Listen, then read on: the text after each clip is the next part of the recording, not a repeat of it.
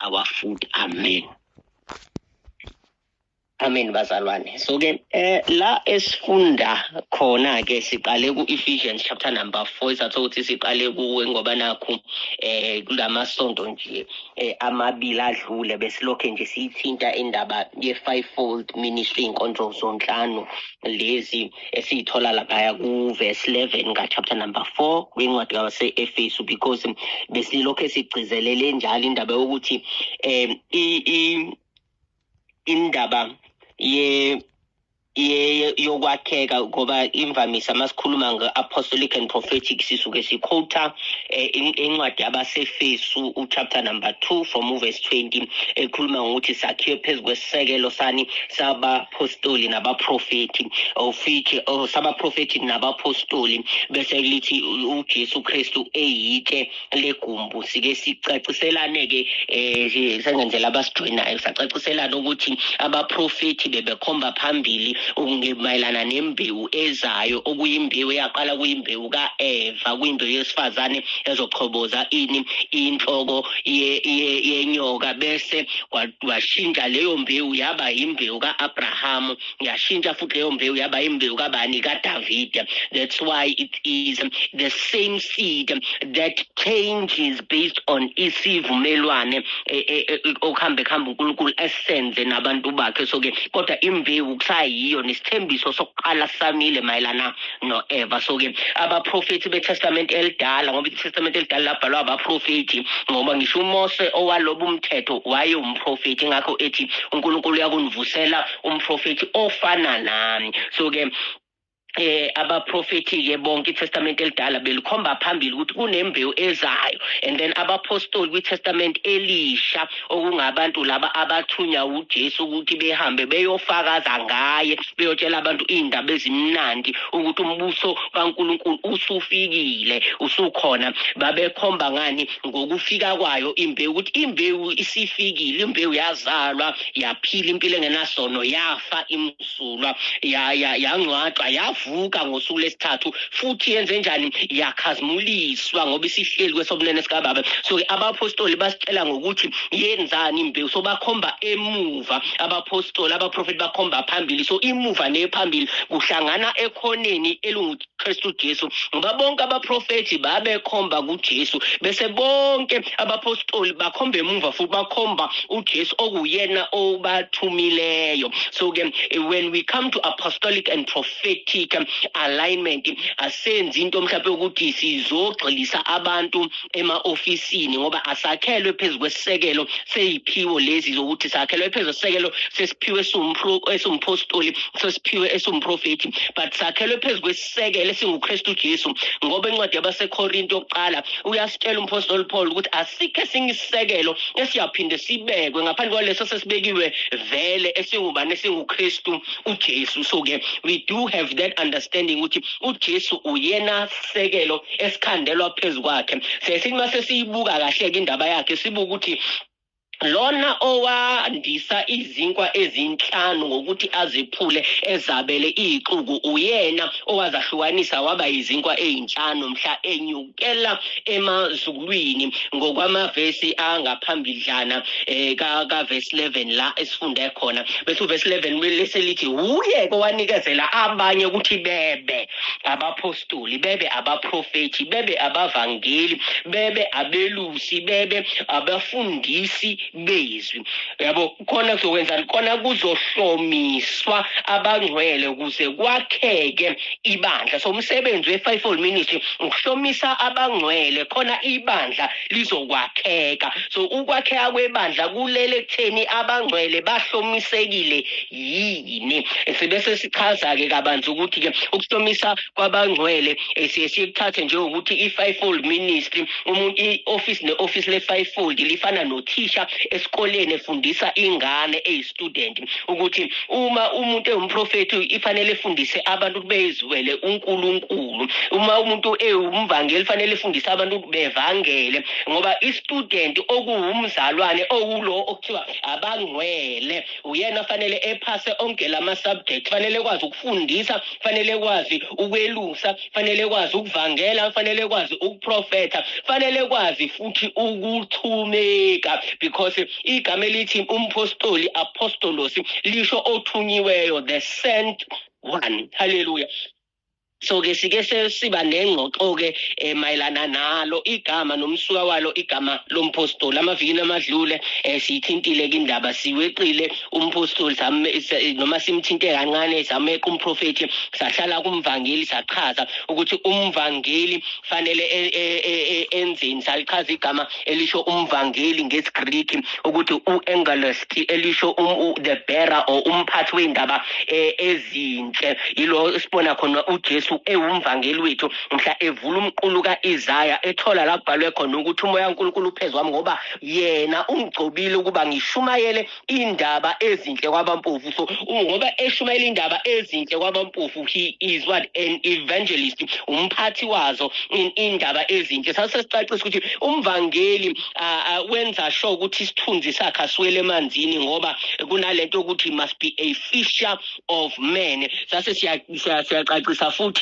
even further ukuthi indaba yokuvangela akusiko ukutshela abantu izono zabo, kodwa ukutshela abantu indaba ezinhle ukuthi khona wafa efela ukuthi thina singabe sisafa kodwa sibe nokuphila okuphakade, ukuthi sesingambona uNkulunkulu ngokukholwa uJesu kuphela. Nakho ukuthi ke umvangeli umevangela sayicacisa indaba ukuthi ifana naye umuntu umeyodoba, ukuthi uma edoba ufisha inhlanzi uyilanda injalo eze nayo injalo ezokuthi usefikile la khona ithuba lokuthi ubuyele emanzini inhlanzi ingasekho, bese kwazi ukuthi eyuvule inhlanzi eyikhiphe ukungcola okuphakathi nongayibolisa kalula. So ke sibese sichaza ukuthi ingakho umvangeli umlayezo wakhe uvumelekile futhi ulungile uma ethi woza unjalo, kodwa ke mase ufikile usuphakathi embusweni sibe sesidimanda ke ushintsho kuwe. Ushintsho luvela kanjani? Luvela ngani? Livela ngalo ofundisayo, ngoba ofundisayo, umfundisi wethu uzokufundisa imithetho nani, the precept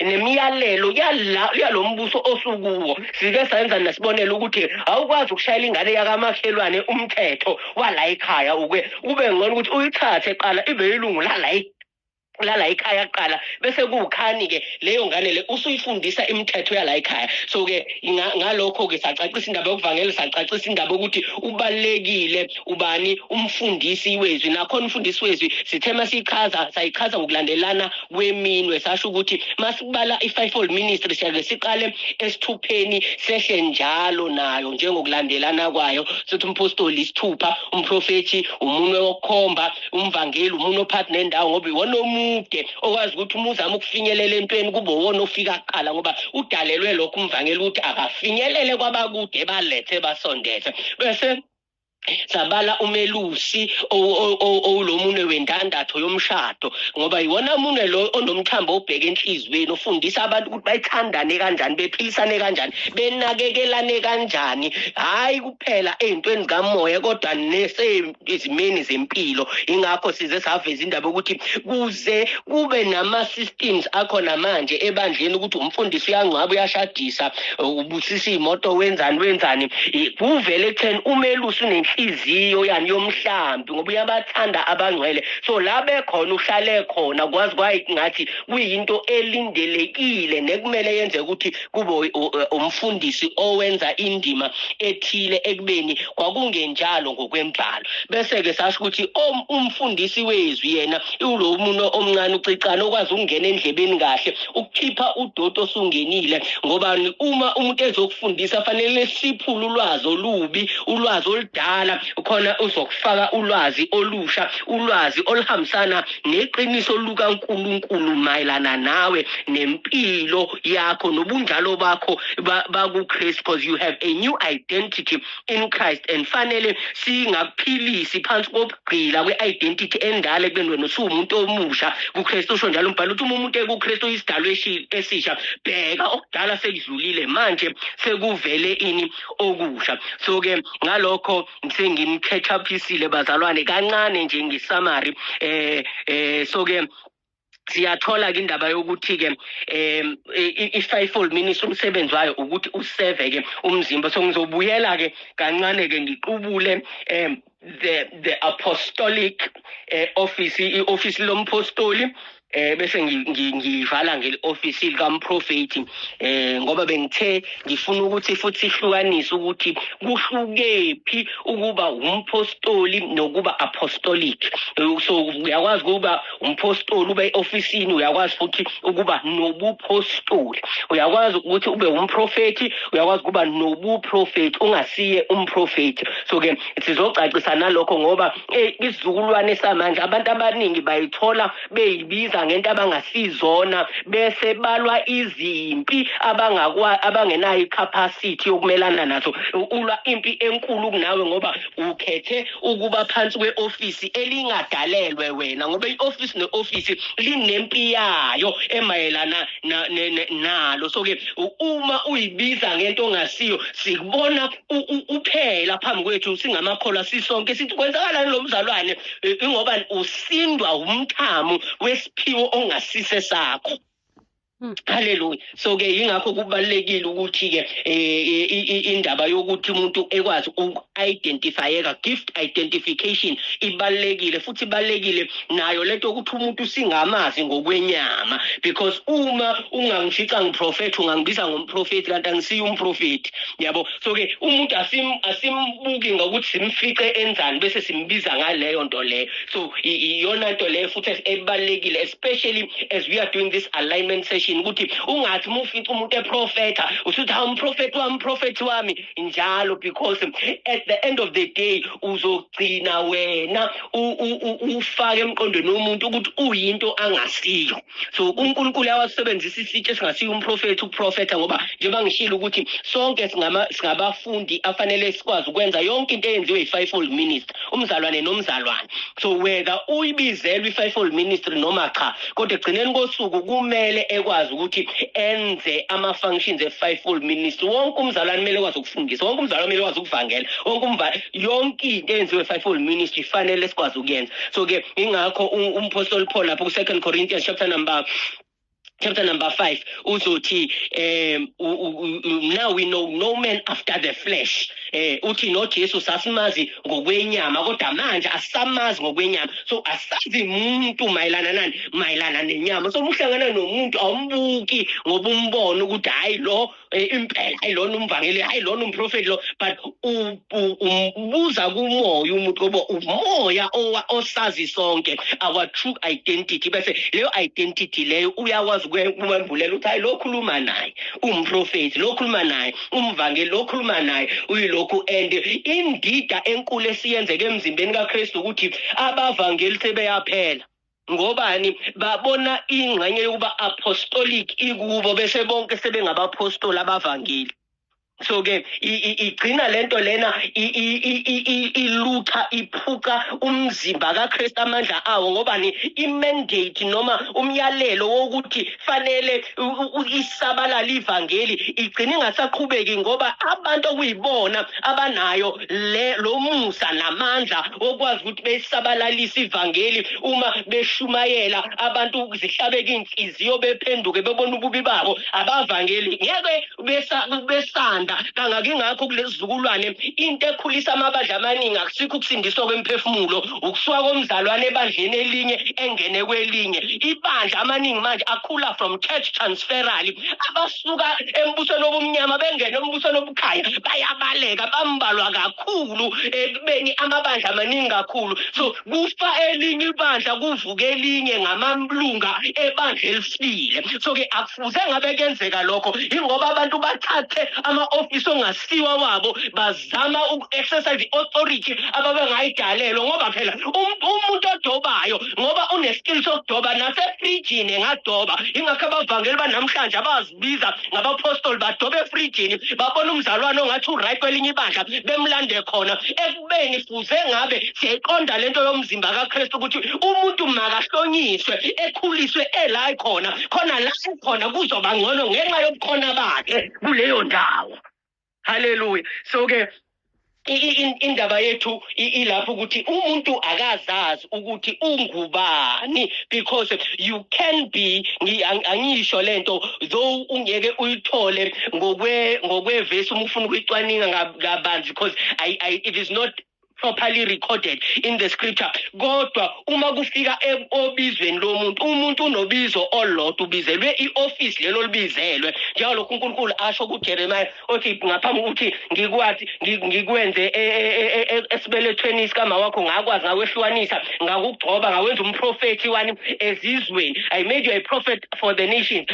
Before ezalo. So ke but uJeremiah ukuthola lokhu ngalesikhathi eseba nengxoxo noNkulunkulu ukuthi uwumprofeti. Kanjalo nathi sinobizo olulodwa. We have one office esibizelwe kulo. Umphostoli umvangeli. Kodwa uNkulunkulu uyake yenze lento ukuthi ekuvumele ube futhi nomusa in another office. So we call that a grace. So ngisho ukuthi you are an evangelist with an apostolic grace. So umvangeli okwazi ukuthi uhambe establish izinto for uNkulunkulu. Umvangeli with an apostolic grace. Awuyena umpostoli, umvangeli onomusa wobupostoli. So ingakho abanye abantu bathi hayi ngiyonke into ngiyi-fivefold yonke. Ayikho leyo nto. Umuntu uba yinto eyodwa vo bese eba nomusa in one sphere. Isibonelo salokhu sikubona phike eBhayibhelini ngoba ngishilo ukuthi alandanga kakhulu ngalokho iBhayibheli.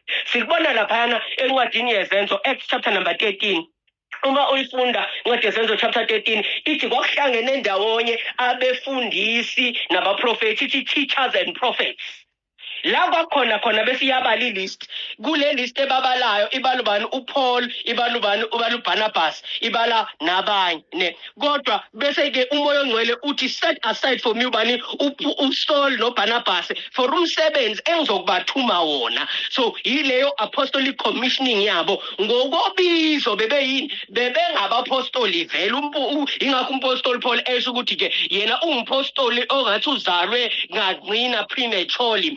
Kodwa uma sihlaza indaba yakho bevele bizelwe ubupostoli ngoba nasekusindisweni wakhe uNkulunkulu uthi kuAnaniya mengafuni kumthandazela uthi ngiyamkhombisa ukuthi fanele ngisebenzele kanjani ehluphekele kangakanani igama lami. And umuntu ohluphekayo ehluphekela igama lenkosi yakhe emthumileyo bani umpostoli. But ngenxa yokuthi ube negrace yokufundisa uPaul mabebala ukuthi bekhona abaprofeti nabefundisi. So wabalwa engathi umfundisi ekubeni akayena umfundisi umpostoli. So ke ileyo nto engifuna ukuthi si-understand ukuthi sometimes omunye umuntu ngibone ngathi hayi kanti kwenzakalani ngaye. It is because of ukuthi kwesinye isikhathi uNkulunkulu uyayisebenzisa i-gift enye eyi-grace ukuthi i-incubate the true identity yomuntu ukuthi umuntu comes to the fullness of immaturity yokuhamba ngokwe-identity yakhe.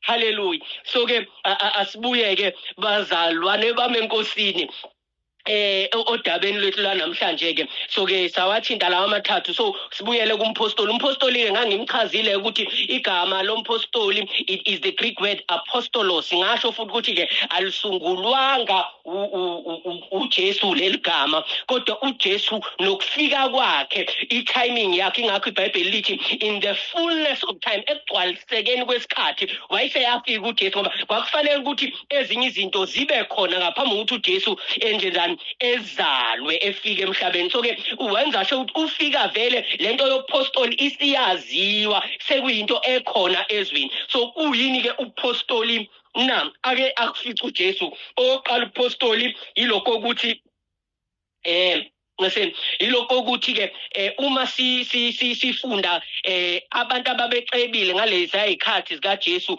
babeba nezigqila and izigqila zayihluka ngokuthi usithenga ngamalini futhi imali osithenga ngayo izigqila kuya ngokuthi sizokwenza muphi umsebenzi endlini yakho emagcikeni akho. So ke ngoba ngalezi ayikhathi yayingekho lento yokuthi kunama tiles phansi, yayingekho lento ukuthi kukhonkiwe phansi endlini kodwa kwakuba ubhuqu nje phakathi kuba ubhuqu ngaphandle. Ngokuthi uma kufika isivakashi kwakuba nesigqila okuyisona esasirenka lokhu nazo zonke esasima ngasesangweni ukuthi uma kufika isivakashi igeze inyawo zesivakashi khona mengena endlini engangeni nobhuqu la ngaphandle oyingcolile engene endlini eclean ngaphakathi eshaneliwe ile igqila eyishanela neyiqina ngaphakathi. So ke leso sigqila leso sasishibhe kunazo zonke ngoba iwona umsebenzi odelelekile ngoba umuntu egqobe ubulongo endleleni endleleni fanele Jesu uwini yabo nanoma yini ukunqola anakhe enyaweni uwena othinta lezo nyawo lezo nanoma ngabe sinamansense zinjani sithintwa uwe so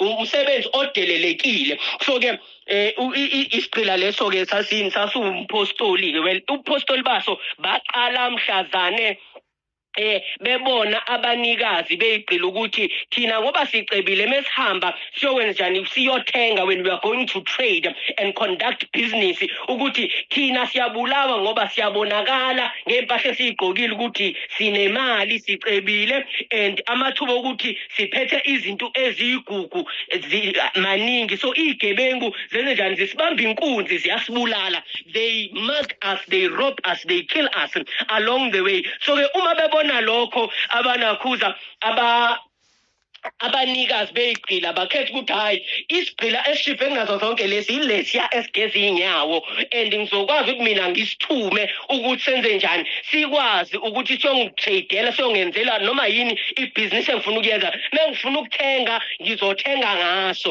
uma ngifuna ukuthi ngenze ibhizinisi elithile ngizolenza ngalo khona uma igebengu zimbamba inkunzi zimbulala ayikho inkinga ngoba lo uya afford ukufa ngoba intengo yakhe iphansi ngingamreplace ngakusasa ekseni nje uyothi efa namhlanje kusasa ekseni ngithenge esinye isigqila esi-low ranking so umpostoli uyileso sigqila leso it is a servant that affords to die so ke omunye azibuza ukuthi kodwa swelo silandela umlando ingoba kunento ebalekile efanele siyiqonde because number 1 kulesigqila lesi kuyengavele ehambe nje eyothuma ngoba iapostolos lihambisana nelinye igama lesiGreek elikhulunywa uJesu lapha yana kwivangeli lika Matthew la khona athi khona the one who has sent me is with me leyo ukuthi ongithumileyo unami it is the Greek word pimpo which means ongithumileyo unami so ke bebeba naleyo ndima leyo ukuthi noma bebehamba bodwa kodwa ngokwestarter ngokweweight bebefana nokuthi bahamba naye obathumileyo ngoba bebekwazi ukuthi bemele obathumileyo in their absentia ingakho uJesu umpostoli wethu uma uFilipu ethi kuye show us the Father uthi uJesu awuFilipu senginani isikhathi eside kanje kodwa awungazi ngoba he is an apostle sent by the Father so ubaba uthola representation kwi-apostoli yakhe enguJesu Kristu indodana ingakho ethi obone mina usembonile ubaba ingakho ethi amazwi engiwakhulumayo akusiwa wami akababa ingakho ethi angenzi lutho ngaphandle kwalokho engibona ubaba ekwenza ngoba yileyo nto eyenziwa yini umpostoli they surrender their will benze intando yalo obathumileyo that's why sibona indaba yobupostoli engathi abanye abantu bayayithanda kodwa bayastayla kuyo because number 1 when it comes to apostleship fanele qala before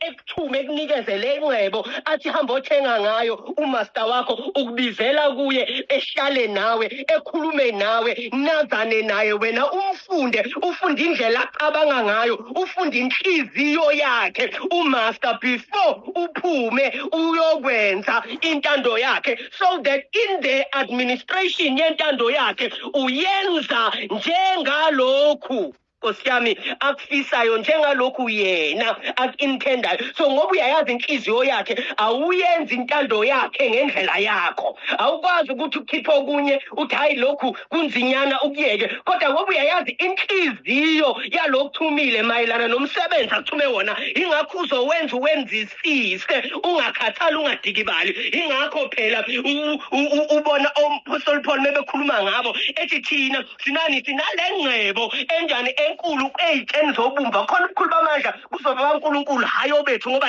bangabapostoli uthi umpostoli Paul asibukeki engathi siphethe sikuphethe ngoba kwakuba njalo vele ngoba umpostoli isigqila esishiphile wayeqhubeke mbathi impahla zobugqila wayengathi ngoba esethunywe umaster bese qale eswenka wayeqhubeka ebuke umuntu ongamdlula emgwaqweni ungamnaki ngobani akabukeke ngathi uphethe lokho akuphethe because the true measure of an apostle is not the measure of their pride but it's the measure of their humility so ukuthi uthobeke kanjani umpostoli ngoba noJesu umpostoli wethu wayethobeke ngokuthi uma kufika amasosha ngesikhathi azombopha athola ukuthi awakwazi nokumbona ngobani uthobeke ngalolu hlobo ukuthi uyafana nabafundi bakhe ngoba akabonakala ngathi uphethe lokho akuphethe akabonakala ngathi ulo muntu awuyena. So that is the starter, the measure of the apostle. Fanele ukuthi ungena endlini ungakwazi ukumkhomba.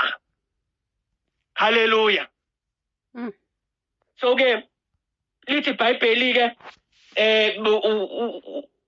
uJesu our apostle eveza upostoli bakhe wageza inyawo zoPetro ingakho uPetro elwa ngoba wayazi ukuthi lento eyenziwa uJesu into eyenziwa isigqila esishibhile kunazo zonke kanti uJesu wayeveza megeza inyawo ukuthi ngisigqila esiaffordayo ukufa vele uyena owathunywa nemandate yokufa emhlabeni. So uthi I am a servant worthy of death. So ke umuntu onobizo lopostoli fanele azi ukuthi ke imark yopostoli bakhe is not glory kodwa imark yopostoli bakhe i-willingness yokufa yokwendlala impilo yakhe phansi. Ingakho umpostoli umbone ngathi uchitha insuku zakhe eseva abanye abantu engathi yena okwakhe kumile ngobani he affords to die eyakhe impilo ibomhlatshelo ukuze abaningi benze njani abaningi bezuze ngayo. Hallelujah. So ke asibuye ke kancane singene evesini lethu lesibili silifundile khona sothi ukuyigoqa goqa indaba yethu. Mekufika ke epostolini siyabona lapha yana uJesu nabafundi bakhe masifunda uMatthew chapter number 16. Matthew chapter number 16 ungena in the region of Caesarea Philippi. uJesu nabafundi bakhe uyabuza ukuthi abantu bathi ngubani. Ngakhipha impendulo eziwu4 ehlukile ethi kulungile nina nithi ngubani. Excuse me. Bese kuzwakala uPetro kuba yena ophendulayo ethi ke unguKristu indodana kaNkuluNkulu. Uthi ke uJesu unyama negazi ungivulelanga lokhu kepha ubaba sezulwini esethi wena unguSimoni kodwa uzakuba uPetro. Bese ethi phezukwa leli dwala ngizakulakha ini ibandla lami ngokuthi amasango eHadesi angemelane nalo. Bese uma uqhubeka nalo umbhalo uJesu uyaqala ke uyabatshela ukuthi bengatsheli umuntu bese emva kwalokho uyaxoxa ukuthi ifanele bethelwe abaferasi bazomdayisa bemkhaphele benzeni. uPetro uphenduka ukuthi hayi ngeke ngivume kwenzeke lokho Nkosi. Bese uverse 23 uvula ngoJesu ephendula uPetro uthi ke get you behind me Satan. Uthi ngoba wena you have in mind the things of the world and not the things of God. Okuvezayo ukuthi uPetro wayengakhuzi indaba yokufa kwaJesu ngenxa yokuthi akafuna uJesu efe kodwa wayebuka ibenefit yokuthi njengomfundi kaJesu uassociated noJesu powerful, noJesu wemangaliso, noJesu ovula amehlo empumputha. So ke kuyabonakala ukuthi unalento yeproximity usondele noJesu kodwa inhliziyo nomqondo wenjongo yokuza kaJesu akaqondi. So ke ingakho get you behind me Satan ngoba you have in mind the things of the world, nezinto zezwe emqondweni. So ke ufuna ukuthi wena ungabenefitha kanjani ekwazeneni kwakho nami awubhekile ukuthi icebo elikhulu engizolifeza linesindo kangakanani. So ke bese ke uverse 24 useyayivulela indaba vele okhuluma nabafundi bakhe uJesu into ehlekisayo kodwa kunomusha awusho ethi uma nombani efuna ukungilandela lelo temu lokulandela uma uzofunda ngeamplified lizochazela ngcono ukuthi uma ufuna ukuba umfundi wakhe uJesu uthi fanele number 1 into oyenzayo fanele uzidele wena. So ke ngoba siyizizukulwane that is apostolic and prophetic, to be truly apostolic in this generation fanele ingasuki kuwe lento yokuzidela wena, lento yokuzikhohlwa wena, lento of emptying yourself of self. Fanele wena ukwazi ukuzithulula ubuwena ngoba awukwazi ukwenza icebo nentando kaNkuluNkulu usagcwele ubuwena ngoba sikubona lokho, sikubona ukuthi uPetro wayestruglisha lana encwadini kaActs chapter number 10 kumele eya endlini kaKhonile ukuthi uNkulunkulu wakubese wafanele embonise umbono oqala ukumemthisha ini ubuyena bokuthi mina ngumJuda angikhulumi nabantu bezizwe. So uNkulunkulu wafanele emvezele ivision kathathu, ivision eyodwa khona ezomkhipha ubuyena before emthume le assignment yokwenzani yokoshumayela ivangeli endlini kaKhonile. Hallelujah. So ke ukuze ube an apostolic person, so ke ngithi ngithe umpostoli ufundisa abantu to be apostolic. Ukuze ube apostolic kulezizukulwane fanele ibe khona into yakho ukuthi number 1 there is self denial. By the way, uthi uJesu daily fanele ukwenze lento mihla namalanga njalo. So awukwazi ukuthi hayi mina ngaziphika mina last year. Fanele uthi namhlanje ngoba kumhla ka20 uziphikile na, uzidelile yini? Have you forsaken all that you have amalgamated to be? Yonke into le osuchithi iminyaka uyikhanda uba yona uyiphikile uyishaya indiva yini? Ngoba usho njalo umpostoli Paul uthi konke okuyinzuzo kimi ngashaya indiva. Hallelujah. So yilokho fanele kwenzeke. There must be that self-denial. Ngoba unless you have denied self, awukwazi ukufinyelela la khona okhuluma khona indaba yokuthi hayi I'm an apostolic generation. Apostolicness, number 1, ikhuluma about being biblical. Singakusho lokho ukuthi apostolic prophetic generation speaks about being biblical. Ngoba iBhayibheli likhona ngenxa yalama office amabili. Number 2, to be apostolic means ukuba umuntu ohamba nophila ngokwecebo lukaNkulunkulu. Hallelujah. Kapha sifunde masinyane ngizofunda ngelesingisi 2 Corinthians chapter number 5 uverse number ngizofunda uverse 14 and 15. 2 Corinthians chapter number 5 uverse 14 and 15. Ufundeka kanje uthi for the love of Christ controls us, because we have concluded this, that one has died for all, therefore all have died. And if he died for all, that those who live might no longer live for themselves, but for him who for their sake died and was raised. So siyabona lana ukuthi ulithi uthando lukaNkulunkulu liyasibopha, it constrains us. So ngalesikhathi ufuna ukuvuka lento yobuwena iwenze njalo, uthando lwaKristu liyakubopha, libopha ini? Ubuwena lo kade uwuye, imvelo endala noma nalo uwuye okhona kwimvelo entsha yokuthi hayi mina indawo angiyithandi indawo esemakhaya. Uthando lwaKristu fanele likwazi ukubopha, ngoba to be apostolic fanele ube nenhliziyo yalo okuthumile. So inhliziyo kaNkulunkulu ngemphefumulo ayihambi ngokuthi kusemakhaya esedolobheni. Inhliziyo kaNkulunkulu ngomphefumulo, umphefumulo nomphefumulo uyalingana phambi kwaNkulunkulu. Ingakho inani sonke sathengwa ngayo, noma umpostoli, umprofeti, umvangeli, noma uyilunga nje emzimbeni kaKristu, igazi elifanayo, intengo yethu iyafana, ngoba ukubiza komphefumulo phambi kwaNkulunkulu kuyalingana. So uma usibekelwe ukwazi inhliziyo yalo osithumayo ukuthi ikanjani mayelana nemphefumulo, awukwazi ukuthumeka, awukwazi ukuthembeka ngemsebenzi. Hallelujah. So fanele kube khona lento yani ye-self denial. So fanele ukwazi ukuziphika, fanele ukwazi ukuthi wenze njani udlule kuwe. Ungathi mekukhona into fanele uyenze uqale uyibeke wena qala ngaphambi kwento fanele uyenze, because ubupostoli obabukhona, umpostoli wayengabuku nokuthi we uthuma mina ngoba nakho kunezigebengu ngimi nalapho, kodwa it was an honor to serve on behalf of the master. Wakuyigugu elikhulu ngoba ukuthi wayesebenza ngegunya lomthumileyo. Ubani umpostoli? Igunya wayengalithola ngoba nakho Nkosi yami ethandiwe. Igunya wayelinikezwa ngoba nakho omthumayo esenethemba ukuthi lo uzokwazi ukungirepresenta la eyakhona. So God cannot find representation in us as long as we have not come to self-denial. Uma singakaze daily, singakaze phiki thina, asikwazi ukummela yena. Ngoba uma sima kuvela thina naye, bese ababukayo bedideka ukuthi kanti unjani lo nkulunkulu, ngoba kuma abantu ababili ekufuneka ukuthi kume oyedwa. Because when an apostle conducted business, nakathenga kubo ababukeli phansi isigqila, ngoba bayazi ukuthi lona uhamba ngegunya lwalo omthumileyo.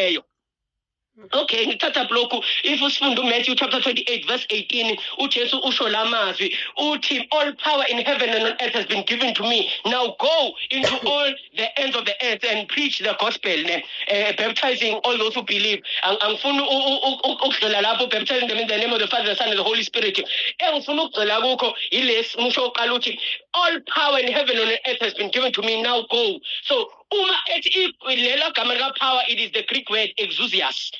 elisho amandla egunya, amandla of exercising authority. So all power, all authority, igunya lonke emhlabeni nasezulwini anikezwe kimi. Bese ihambani, methi ihambani, itemu lopostoli leli, he is sending them but not sending them empty. Ubathuma nalo leligunya anikezwe lona emazulwini nasemhlabeni. So uma ethi now go and make disciples, bahamba nalelo gunya lelo.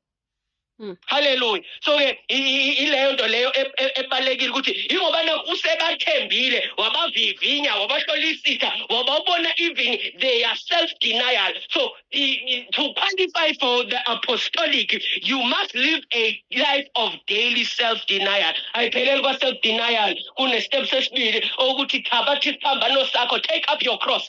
Take up your cross isiphambano akusiyo into yokuswenka. Yebo sesifaka kwimgexe iphambano kodwa isiphambano akusiyo into yokusweka, isiphambano yithuluzi lokufa. So ubethu uJesu ziqala uzephike wena. Number 2, uvumela ukuthi kuse kuwe yonke into ongakwazanga ukuyiphika. You must allow for the cross to kill you. Futhi awufika lula, ufaka buhlungu uma ubulawe isiphambano, kodwa ukufa kwesiphambano ikhona kwembulayo i-identity yakho. Ngoba masifunda kwivangeli likaMark siyathola la kona lithi iBhayibheli uma i-centurion ibona how Jesus died, wathi impela this one was the Son of God. So ukuthi singamadodana kaNkulunkulu akuveli masishumayela, kuvela ukuthi sifa kanjani. So ukuthi umbekezela kanjani umuntu olokhe ebhizi ehleba ngawe, ukuthi wena uqhubeka ube umuntu oyedwa kulo mazi uyakuhleba, kulo mazi ukuthi ukukhandela uzungu, kulo mazi ukuthi ukwenza kulo maziyo ukuthi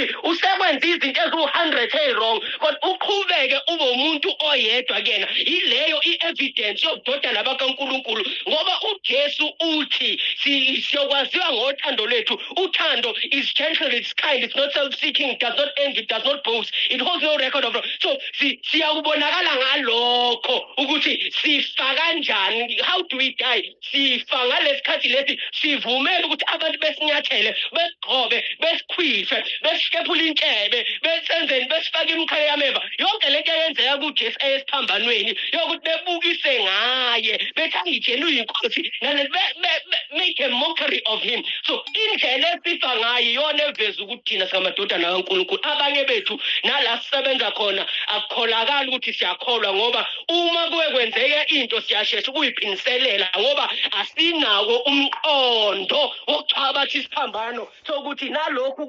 kuyisiphambano sokusebenza mina khona uKristu ezokhazimuliswa.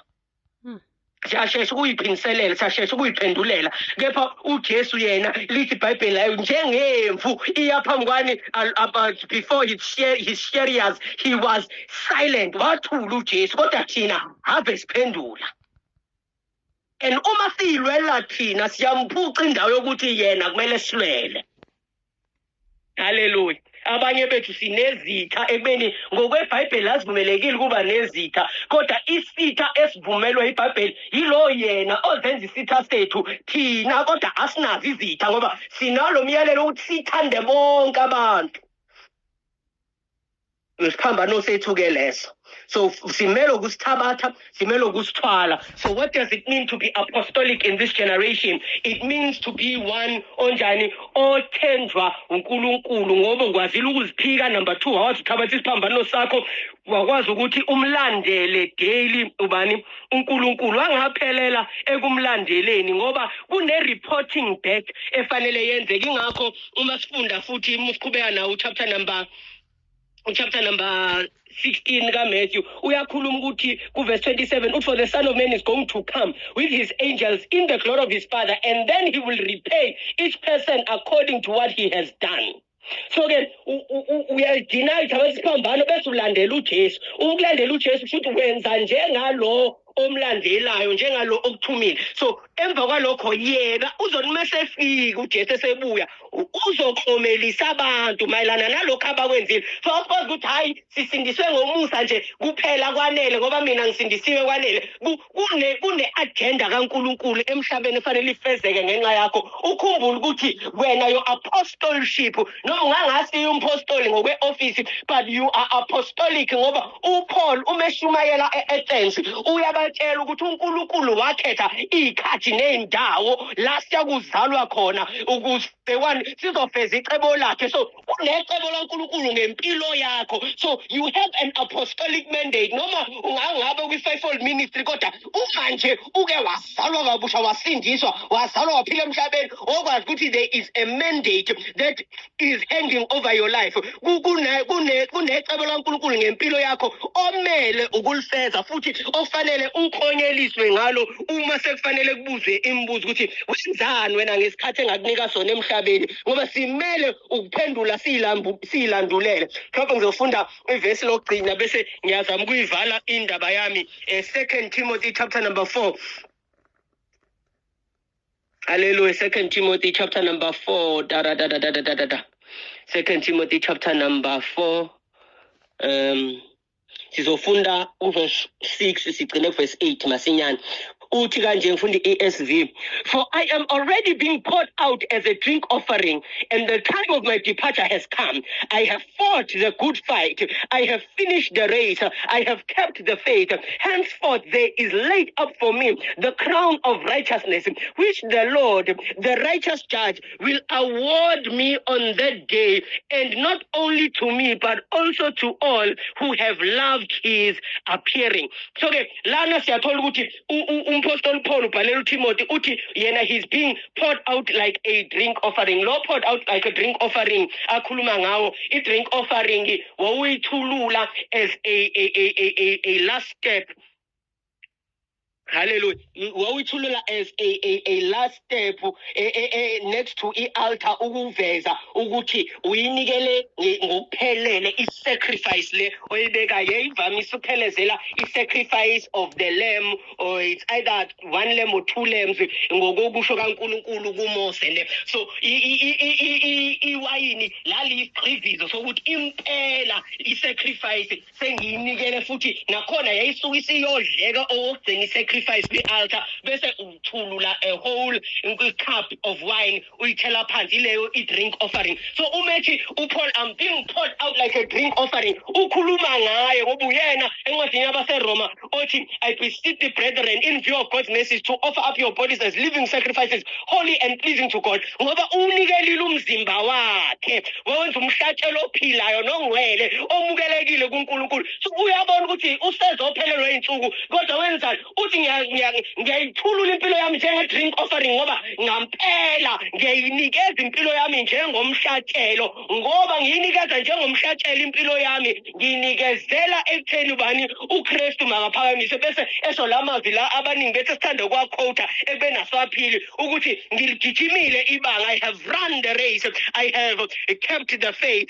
Bese ethi-ke I have fought the good fight, ethi ngikulwile nokulwa okunjani okuhle. Bese ethi-ke emva uverse 8 uzothi emva kwalokho kubekelwe kimi umqhele wokulunga lo inkosi umahlulelo olungileyo uzongikomelisa ngawo ngalolo suku. So-ke there is a reward. Siyabona la ukuthi in the apostolic, kwi-apostolic ayiphelele ekuthunyweni.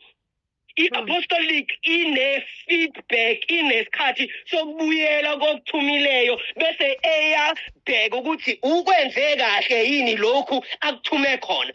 Abanye bayithola bethwele imibono, banembono nama-burdens nama-assignment ayinqwaba akufanele bewenze ngobani othumileyo uthi uma efike ezohlola umsebenzi ebona ukuthi lona umpostoli othembekileyo, this is a right representative, ngoba uyakwazi ukwenza into engimthume yona ngendlela engimthume ngayo bese wenze njani uthathwe imisebenzi yabanye abantu afuze ngabayenza ithweswe laba ababhizi. So omunye uthola enemsebenzi eminingi only to find ukuthi akasina ngisho umpostoli by calling, but i-assignment ne-mandate phezu kwempilo yakhe igcina iba apostolic ngoba uNkulunkulu yazi ukuthi mangithume lo uzokwenza. Kufana nomzali ekhaya uma enengane eziwu-5 azi kodwa ukuthi kulezo u-5 eyodwa mengithi iphakathi lezo zu-5 kuphela eyenza into engiyithuma yona njengokuyithuma wami igcina ithunywa njalo eyodwa ingane kuze kube ngathi iyisigcila sasekhaya. Ingoba umzali uyazi ukuthi lona uyayiqonda into engisuke ngisho, uyaqonda nokubaluleka kwento engisuke ngimthuma khona. Ngoba uma ngingathuma lo sizongazi bengimthuma ukuthi isipheko bengizofika engaphekile. So angithume lo engimaziyo ukuthi wenza njalo ingakho sithi sisho sesiZulu kushawa edonsayo. Kanjalo even in the apostolic ingakho as a raising up and a raising up of an apostolic generation uNkulunkulu mhlambe engakuziba wena ngeapostolic mandate yakho ngoba kunelist yazisa uNkulunkulu azisho awakenzi neyodwa kwazenzile awuyenzanga ngendlela kusho ngayo wenze ngendlela where you can get away ukuthi ayokusalayo ngenzile uNkulunkulu uthe yenza umkhuleko wena wahosta abantu abazodrive umkhuleko futhi engabe wena obuqhuba bese ukhala ngokuthi hayi ngenzile awenzanga ngoba isitsha akusiso akade sithumile uNkulunkulu ukuthi akube isona ngoba sonke sibiziwe sonke sinomusa ohlukile sonke sikhona ngendlela ezihlukene ukwakha umzimba kaKristu ulibelo ukuthi hayi angicorrect kodwa okuthubile uyena okwazi kangcono uyena okwazi ukubona ukuthi uready noma cha. So we always question and doubt the standard kanti umsebenzi wethu as the said ukuthi sihambe tela thume khona bese sifika khona we just represent him simele ukumela simele ukumveza simele ukuthembeka kulokho akushoyo. So ke ngizothi namhlanje an apostolic and prophetic generation ngizothinta apostolic phela because prophecy angeke ngifinyelele kuyo ngenxa yesikhathi sethu kodwa nje ngifuna ukuveza lokho ukuthi sizukulwane so prophet no apostoli kepha inkinga yethu enkulu yileyo ukuthi esizukulwane esinjalo sikhohle le ndima le ka verse 15 ka 2 Corinthians chapter 5 lesufundile othi ukuze singabe sayiphilela thina kodwa siphilele lo owasifelayo wavuka futhi. So uma usindiswa unalelo umthwalo olenga phezulu ekhanda lakho ukuthi ngathi nje uJesu inkosi akusamele uyiphilele wena mele uphilele lo owakufelayo ngoba wena uzophila engunaphakade. So kufanele ukwazi ukunikeza uNkulunkulu isikhashana leso naso emhlabeni ngoba uma iBhayibheli lisilandisa ngabantu abathile kunabantu abafayo kunabantu abalalayo lithi iBhayibheli encwadini yezenzo uma uPetrus umayela lapha uthi uDavide ngese uStefano Shumayelayo uthi uDavide selifezile icebo laNkulunkulu ezukulwaneni sakhe walala waphumula ngoba icebo selifezile. So ngekwemandate yakhe ngokwecebo laNkulunkulu ngempilo yakhe wenze njani ukufezile lokho ingakho ekwazi ukuphumula. Abanye bethu siyafa ngoba sifa endleleni siphethe sithwele ingcebo kaNkulunkulu singayithukululanga singayidluliselanga lapho siyidlulise khona. So sifa sigcwele ingakho encwadini yamakhosi sizwa ngani sizwa ngesidumbu esavuswa amathambo ngoba lawo mathambo afa egcwele. So wathi mekufika isidumbu sithinta amathambo savuka ngobani khona usegodini egcwele akumele sife kumele siphumule ngoba sesilifezile icebo laNkulunkulu ngoba uma siphumula siyazi ukuthi siyakuqheliswa siyakhomeliswa ngale kodwa uma sifa sigcwele sizongena ngale kodwa singebe nayo imqhele. Hayi sesicule sithi lindele usuku olukhulu lokubuya kaJesu lapho abangcwele bayothweswa khona imiqhele.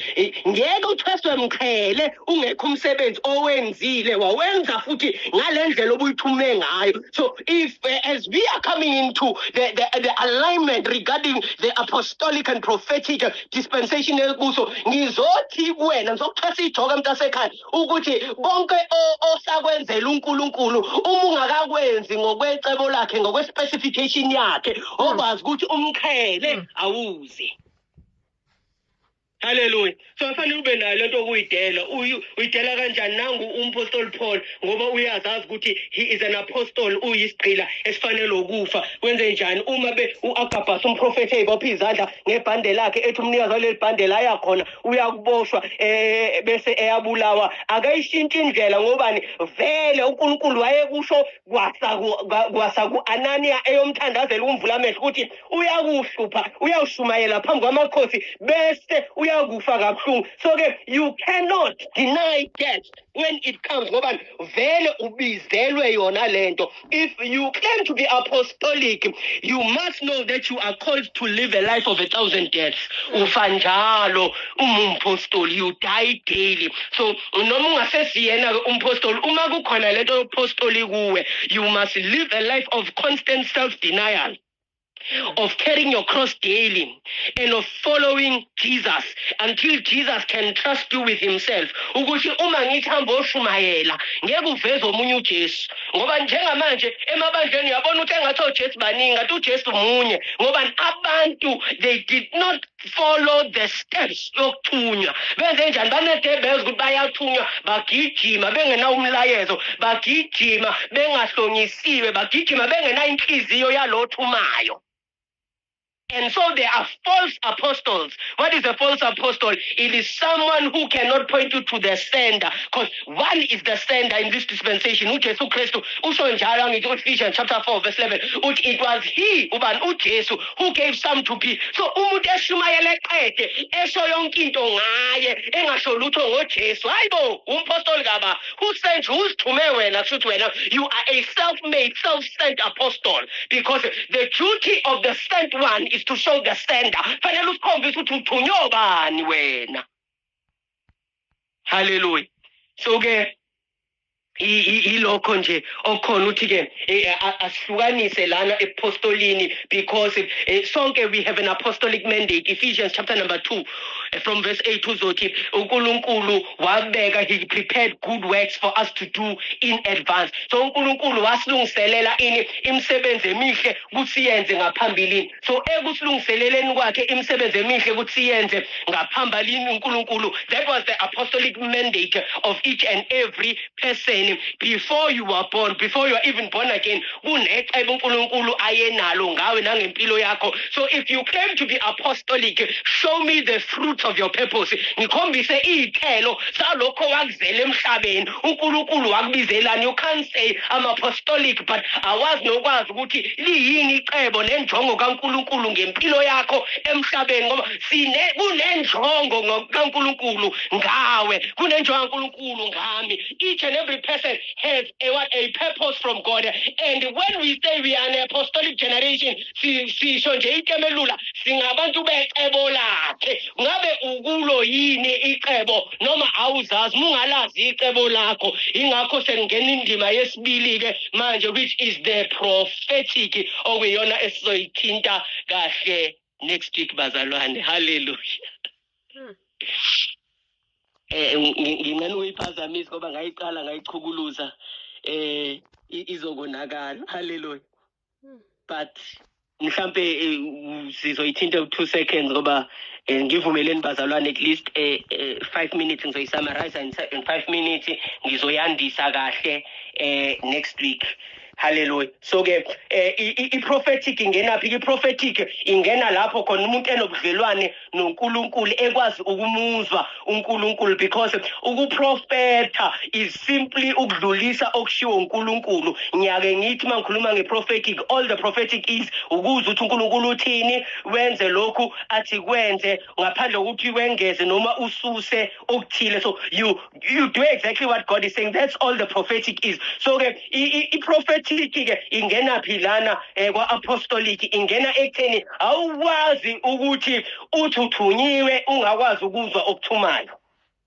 So ke umprofeti indima yakhe ukuthi fanele efundise lo nalo ukuthi ekwazi ukuzwela uNkulunkulu, engalokhe eba yiphimbo lodwa laNkulunkulu emhlabeni, ukuthi njalo masifuna ukuzwa uNkulunkulu sefanele sifune umprofeti. Ukuthi uphi umprofeti? Uma evala ifoni umprofeti senkingeni ngoba sayazi intando kaNkulunkulu. Kodwa uma sifundisekile ukuthi simuzwa kanjani uNkulunkulu thina, wenzakala lokho, we then become a generation ekwazi kuba prophetic. Kuqonda ukuthini kuba prophetic? Kusho ukuthi umuntu okwazi ukuthi kwenzakalani kwelikamoya nokuthi okwenzeka kwelikamoya kuthinta kanjani okwenzeka kwelenyama izwe. So ke that's all it means to be prophetic. So ke to be an apostolic prophetic generation ukuthi unalobudlelwane under the prophetic nalo othumayo ukuthi ekutshela ukuthi hayi wena kahle wena ngikubizela ukuthi wenza ama crash azofaka izisekelo zobuNkulunkulu einganeni zisasencane. Yeah, bese because the apostolic does not just have to do with church. The apostolic has to do with every area and facet of life. So ke bese ke othumayo angithi useyakhuluma through the prophetic bese the apostolic mandate in your purpose noma ungekho kwi fivefold ministry kodwa wenzani ukhanda ama crash ufundisa izingane izinqumo nezimiso zombuso kaNkulunkulu ukhane zikhula nje kulula ukuthi zisindiswe ngoba izimiso zifunde ecrash le wena oyiqalile ngokwentando kaNkulunkulu ngempilo yakho. Hayi ngizizwa nje ave ngithanda izingane ngazi indaba ingoba kuyingxenye yecebo loNkulunkulu ngempilo yakho. So ke we must interrogate the purposes, the will of God. Ngoba lithi iBhayibheli it is him who works in us both to will and to do. Ukhuluma ngomoya ongcwele, umoya ongcwele owenza ukuthi silangazelele into oqala bese futhi eyasikhoniswa ukuthi siyenze. So ezinye izinto uthi hayi ngeke akufanele ukwenza ukuthi kodwa nje ayangazi noma ngayenza ingoba nakho you are not conscious that akusi wena ofisa kwenza leyo nto umoya ongcwele okufisisayo khona ezokukhonisa futhi ukuthi uyenze. Hallelujah. So ke sizoyibamba lapho okwanamhlanje bazalwane engifuna ukusigqugquzela kukho ukuthi we all have an apostolic mandate efanele siphile ngayo and ayizukufezeka ngaphandle ukuthi sibe nalento leyo ukuthi sizidele thina siziphike thina. To be apostolic it is to be biblical. To be apostolic, it is to have the mind of a servant.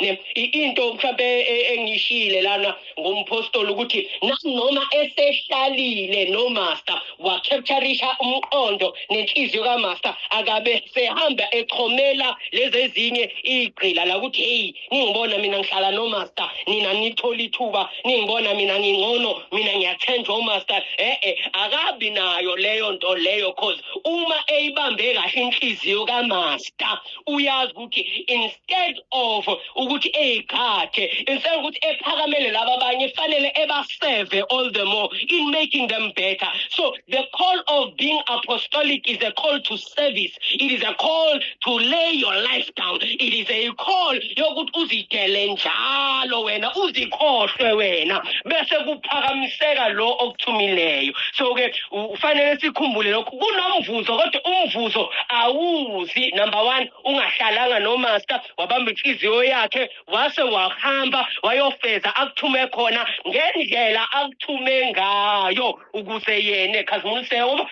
okhazimuliseka egcineni akusiwona lo ompostoli yilo othuma umpostoli. The master, the sender must always find glory in the one that he has sent. Hallelujah. Ngalawo mazibazalwane ngithi nje ngiyabonga kakhulu. Izulu sithi ayinqunywa amakhanda ziyekwe. Sizokwenza njalo namhlanje soyinquma amakhanda siyeke soqhubeka next week. Sichaza umehluko phakathi komprofeti nomuntu onobuprofeti and then we are gonna pray. Hallelujah. So ke mayibonge inkosi bazalwane. Hallelujah.